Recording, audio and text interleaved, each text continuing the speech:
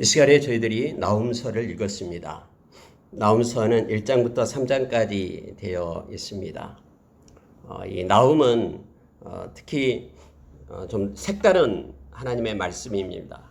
다시 말하면 아수르의 멸망에 대한 것을 얘기하고 있습니다. 니느웨의 멸망을 말하고 있는 것입니다. 이전에 우리가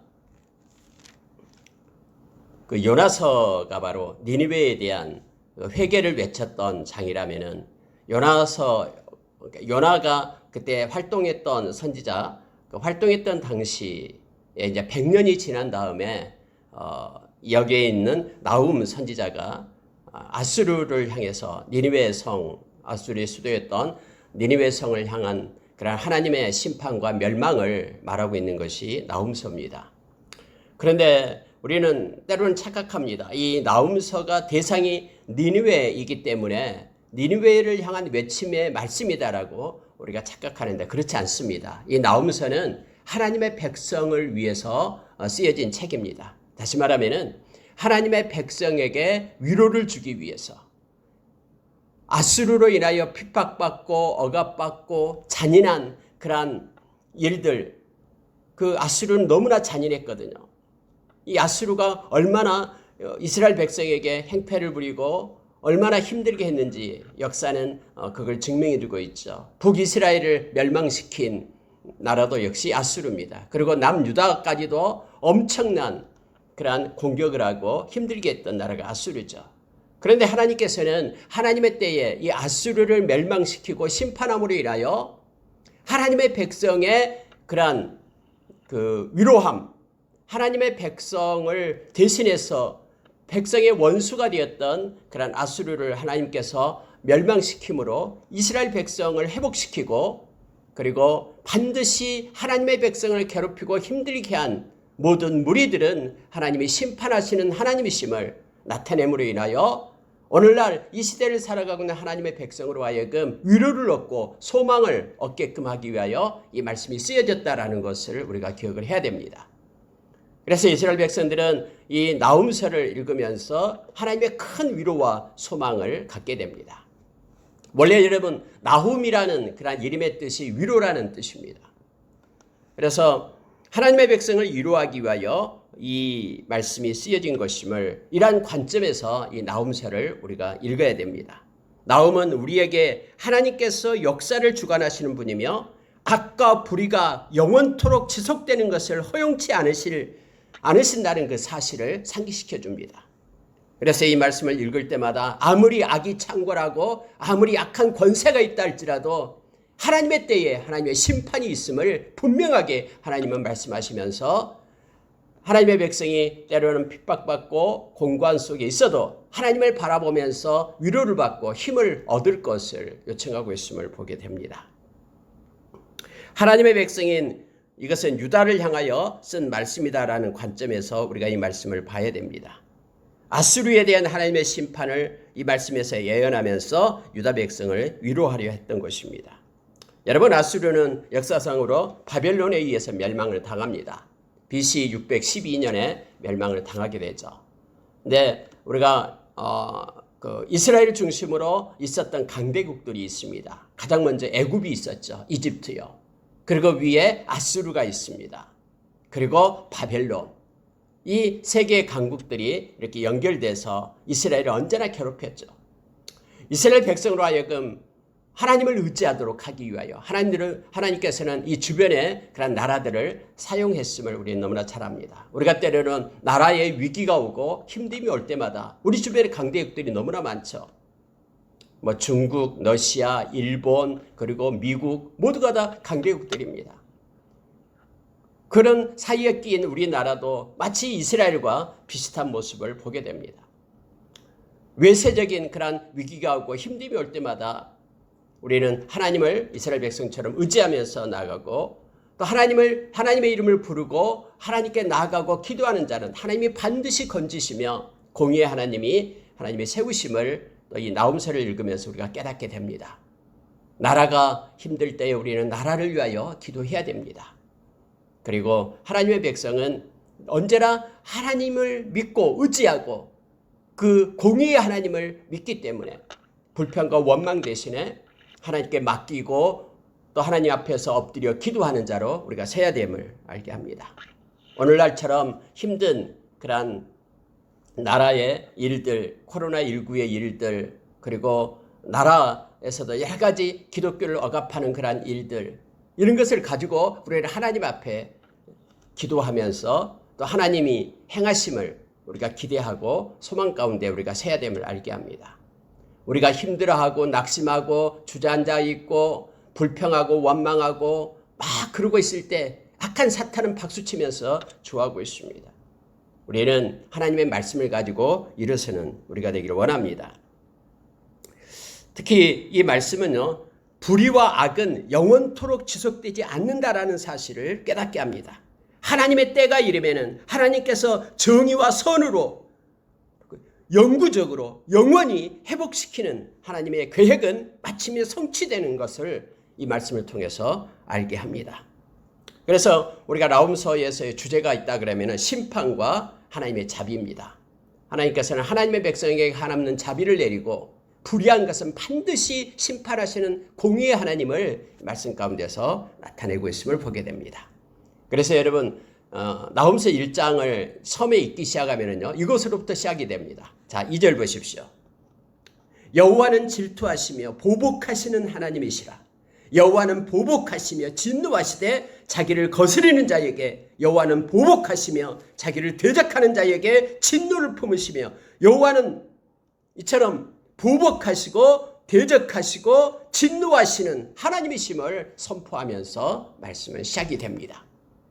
하나님은 절대로 아무리 작은 죄라도 그냥 넘어가는 법이 없습니다.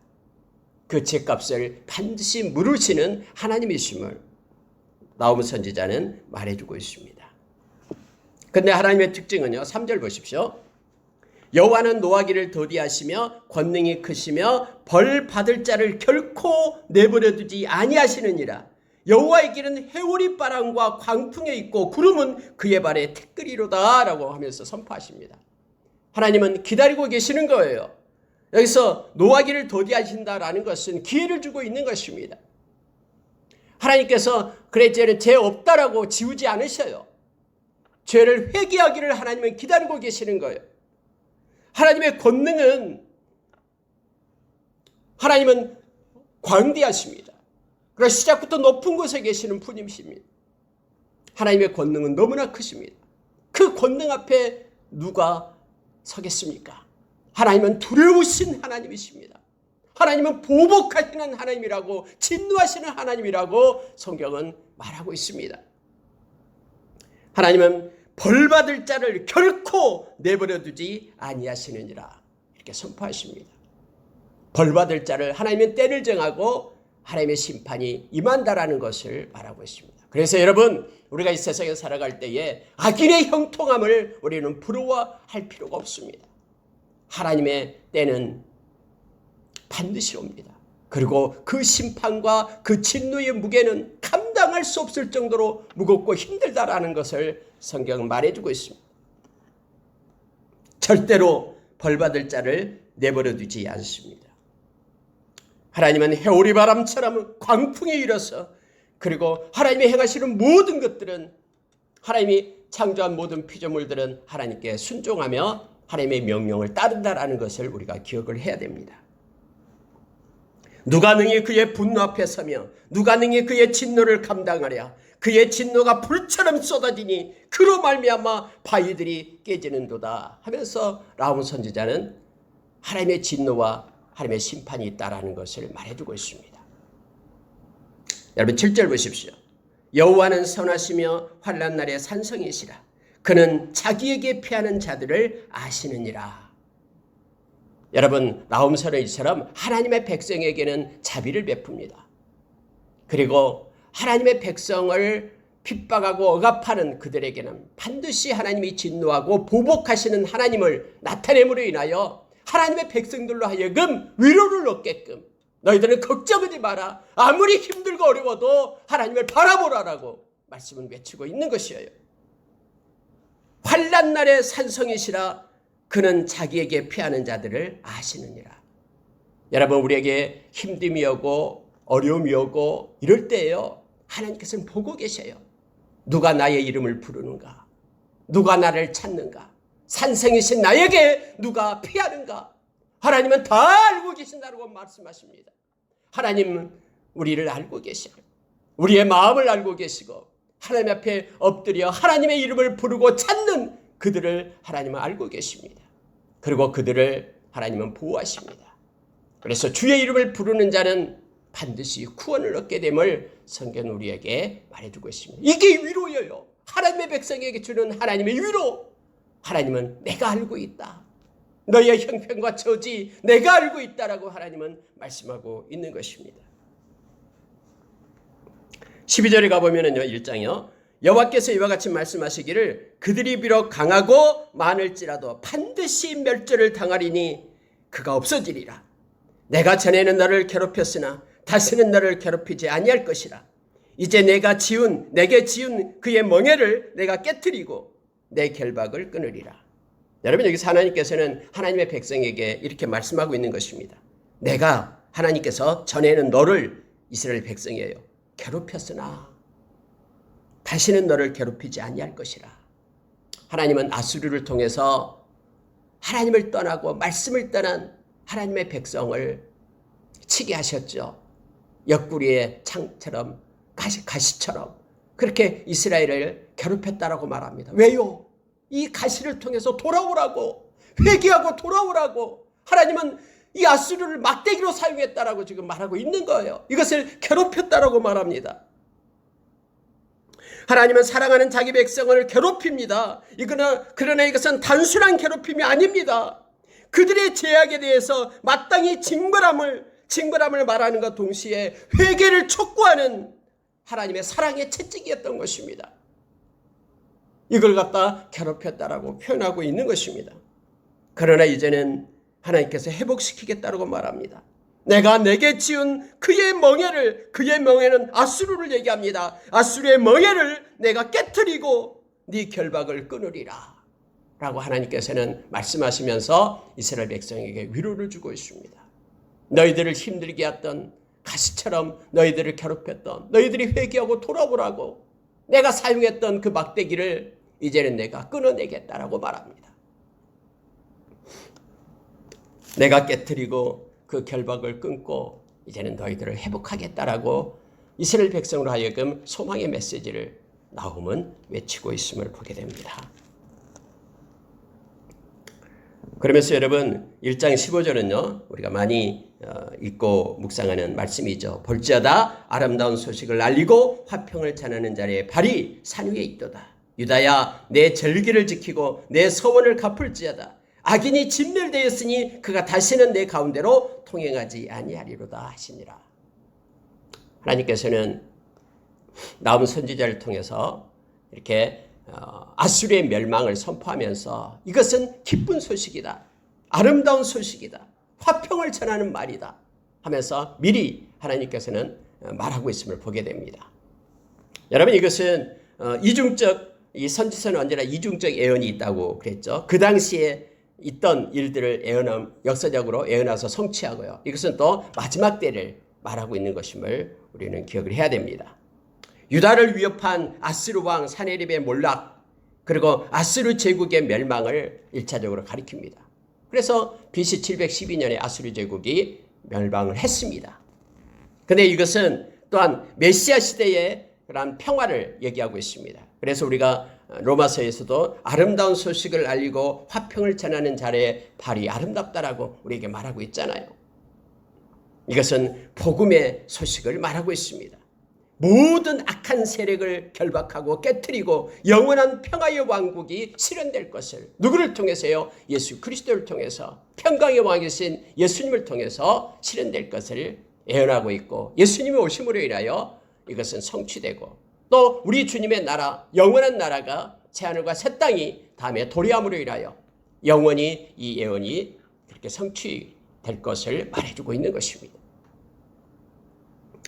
여러분, 2장과 3장은요, 너무나 생생하게 니느웨가 멸망을 받을 것이다라는 것을 그렇게 나타내주고 있습니다. 파괴하는 자가 1절입니다. 2장 1절요. 너를 치러 올라왔나니 너는 산성을 지키며 길을 파수하며 내 허리를 견고히 묶고 내 힘을 크게 굳게 할지어다. 여호와께서 야곱의 영광을 회복하시되 이스라엘의 영광 같게 하시나니 이는 약탈자들이 약탈하였고 또 그들의 포도나무 가지를 없이 하였습니다. 이 파괴하는 자가 올라왔다. 아수르를 향해서 그렇게 말하는 거예요. 이 파괴하는 자는 바로 바벨론을 얘기합니다. 바벨론에 의해서 아수르가 멸망을 받았거든요. 하나님께서는 언제나요? 이렇게 악한 자의 그런 멸망을 얘기할 때에 하나님의 방법 중에 하나죠. 악한 자가 악한 자를 파괴시킵니다. 이스라엘 백성을 이렇게 위협하면서 많은 연합군들이 막 쳐들어왔잖아요. 여호사밧 시대도 그랬고요.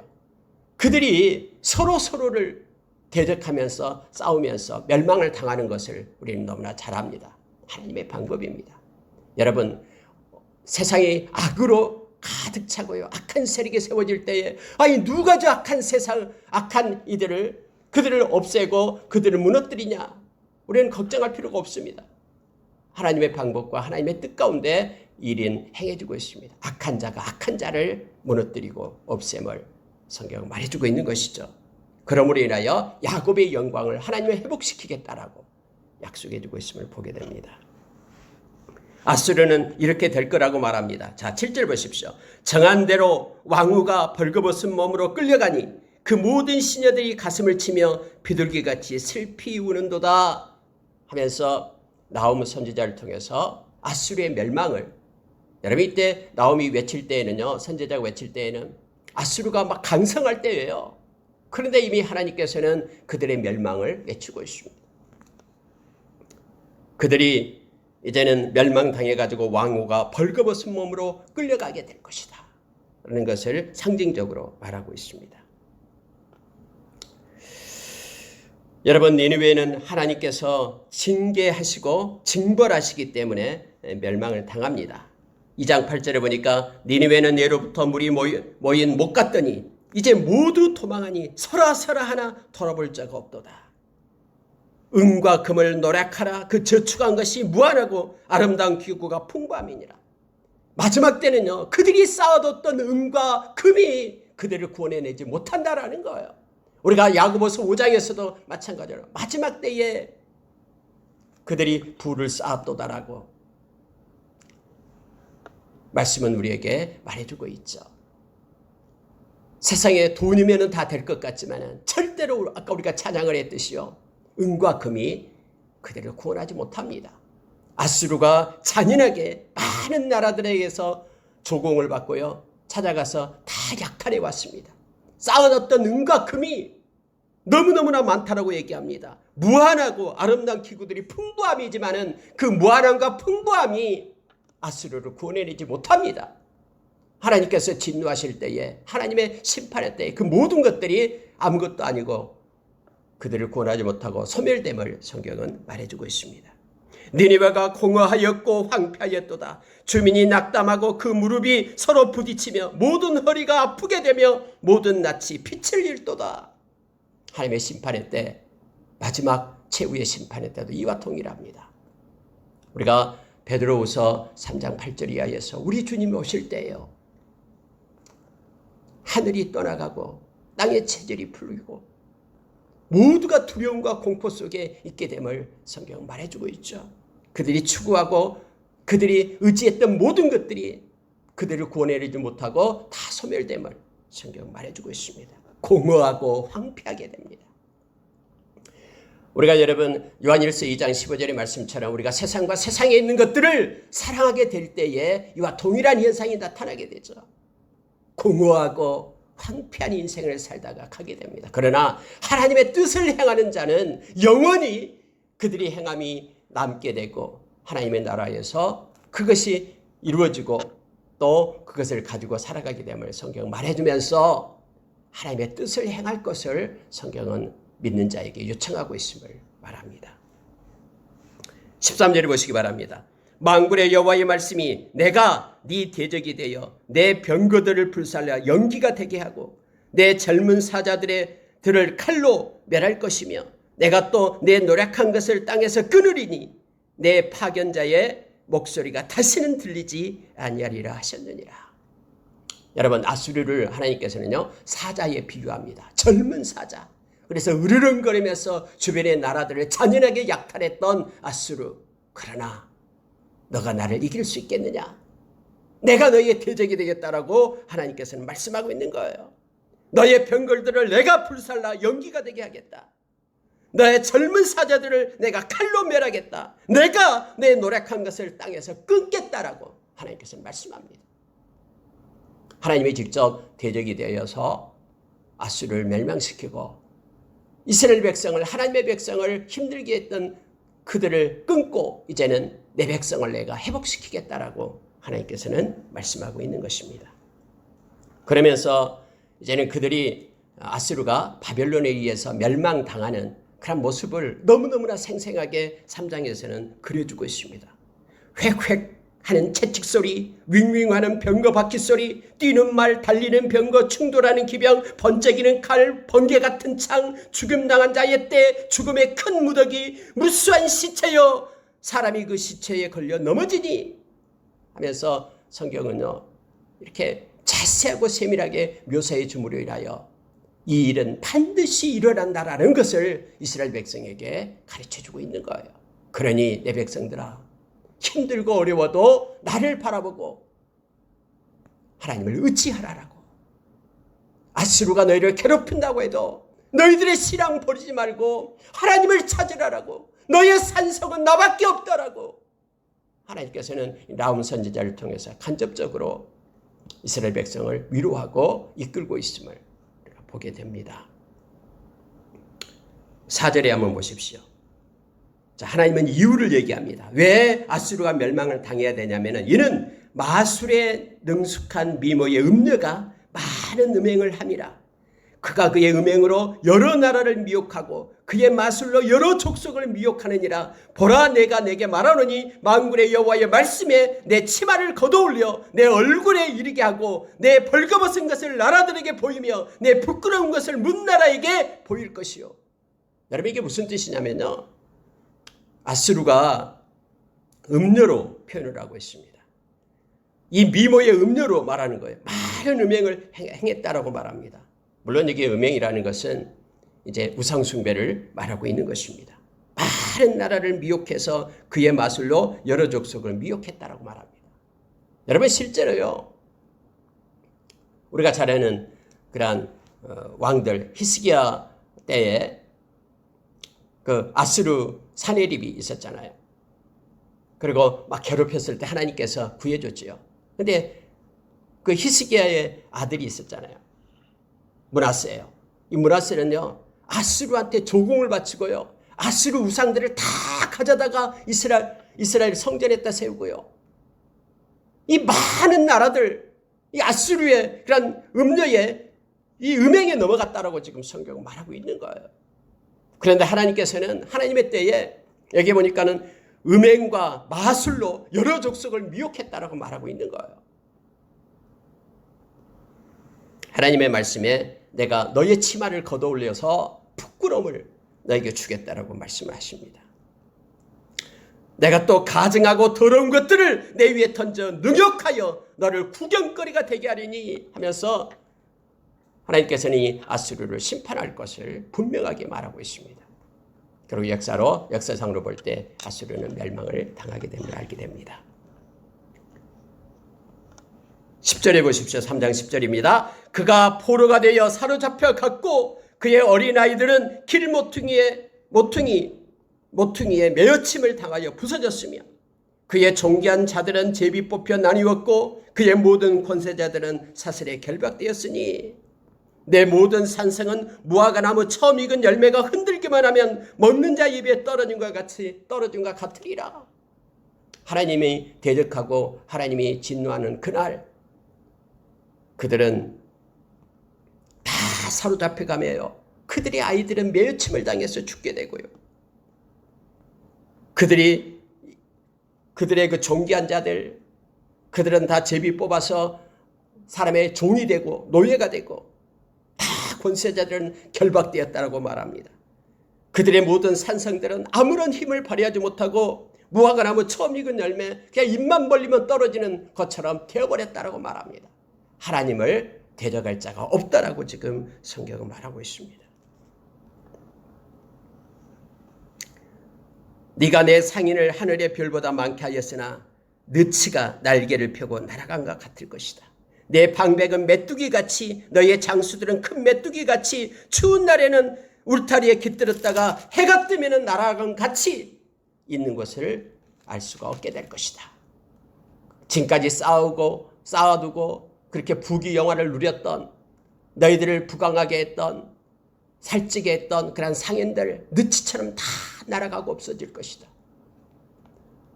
너희들을 지키려 했던 모든 지도자 방백들 메뚜기처럼 다 노예로 떠나가게 될 것이다. 하나님의 심판의 날이에요. 여러분, 아수르는 세상을 상징합니다. 세상은 반드시 하나님의 심판이 있음을 성경은 말합니다. 그러니 하나님의 백성들이 때로는 지금 좀 어렵고 힘들더라도 믿음을 버리지 말고 하나님을 통해서 위로를 얻고 힘을 얻을 것을 요청하고 있습니다. 하나님은 절대로 벌할 자를 반드시 벌하시고 내버려 두지 않습니다. 하나님의 때예요. 그래서 여러분, 이 아수르 멸망을 통해서 우리가 기억해야 됩니다. 우리는 세상과 짝해서는 안 됩니다. 그리고 끝까지 하나님을 의지하고 산성 되신 주님을 의지하면서 나가야 됩니다. 하나님은 다 알고 계신다라고 오늘 말씀합니다. 우리의 마음, 우리의 태도, 하나님을 향한 우리의 열정, 하나님을 향해서 의탁하는 것, 하나님을 믿고 의지하면서 우리가 평안을 누리는 것, 그 모든 것들을 하나님은 보시고 알고 계십니다. 악한 자의 꾀도 알고 계십니다. 우리를 힘들게 하고 지치게 하는 것들도 알고 계십니다. 하나님께 맡기고 하나님의 때를 기다리는 지혜로 살아가는 우리가 되기를 원합니다. 마지막 19절 보고 마치겠습니다. 내 상처는 고칠 수 없고 내 부상은 중하도다. 내 소식을 듣는 자가 다 너를 보고 손뼉을 치나니 이는 그들이 항상 내게 행패를 당하여 씀이 아니더냐 하시더라. 마지막 절에 이렇게 끝나고 있습니다. 아수르가 멸망당할 때에 많은 이들이 박수쳤다라고 얘기합니다. 왜냐하면 그들의 괴롭힘이 너무나 심했기 때문이다라고 말하고 있는 것이죠. 아수르는 잔인한 압제로 오랫동안 많은 사람들을 고통스럽게 하고 괴롭혔습니다. 치명적인 그러한 상처를 입은 환자로 비유하면서 말씀을 마치고 있는데요. 바벨론에 의해서 BC 612년에 멸망을 당할 때에 이 니느웨 성은 철저하게 파괴됩니다. 그리고 다시는 재건되지 못하고 황폐한 땅으로 남게 되었음을 우리는 역사로 알게 됩니다. 하나님의 심판은 이처럼 준엄하고 무섭습니다. 하나님은 반드시 심판하신다라고 공의의 하나님은 말씀하십니다. 말씀을 마치겠습니다. 환난의 때에 우리를 향한 하나님의 사랑은 변함이 없습니다. 로마서 8장 35절 이하의 말씀처럼 핍박이나 공고나 그리고 박해나 기근이나 또 적시이나 위험이나 칼이랴. 우리를 사랑하시는 우리 주님의 사랑, 그것을 통해서 우리는 넉넉히 이길 수 있다라고 말합니다. 오늘 하루도 우리 주님과 겸손히 동행하면서 우리가 위로를 받기 원합니다. 주님 안에서 소망을 얻는 우리가 되기를 원합니다. 함께 기도하겠습니다.